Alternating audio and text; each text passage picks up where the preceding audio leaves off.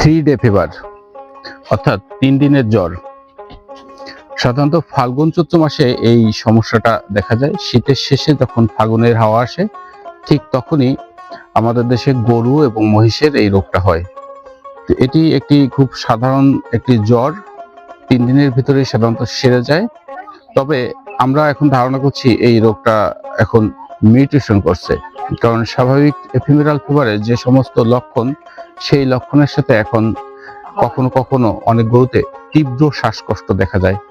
এই তীব্র শ্বাসকষ্টের জন্য অনেক সময় এই কয়েক বছরে দেখা গেছে এফিমেরাল ফিভারে মৃত্যুর ঘটনা আছে, কিন্তু গরুর মৃত্যুর ঘটনা ঘটার কথা না। এফিমেরাল ফিভারে সাধারণত 3 দিন পর এমনিতেই সুস্থ হয়ে যায়, কিন্তু যেহেতু মিউটেশন হতে পারে আমরা ধারণা করছি, এই কারণে অনেক সময় তীব্র শ্বাসকষ্ট হয়।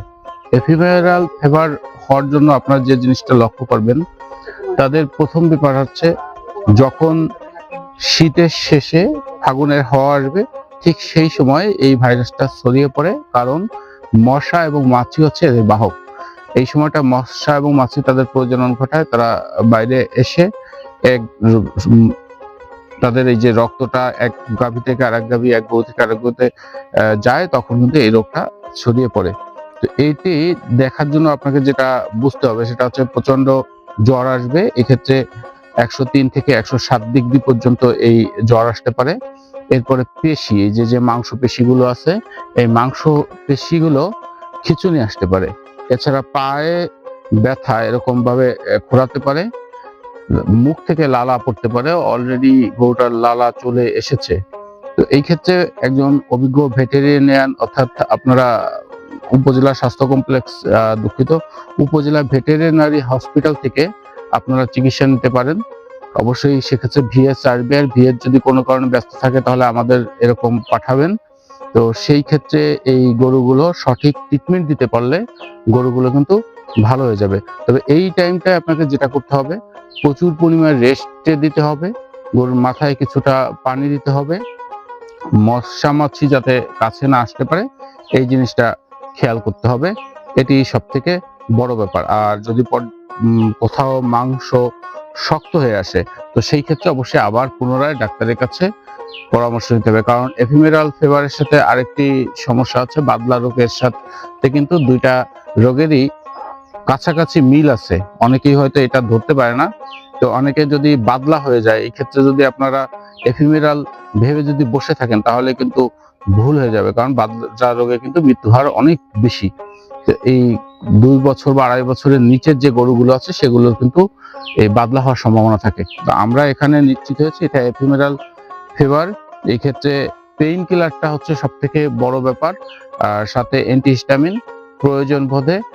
শ্বাসকষ্ট যদি অত্যাধিক পরিমাণ হয় সেই হিসেবে অ্যান্টিবায়োটিক দেওয়ার প্রয়োজন হতে পারে, তবে পেইন কিলারটা খুব বেশি প্রয়োজন।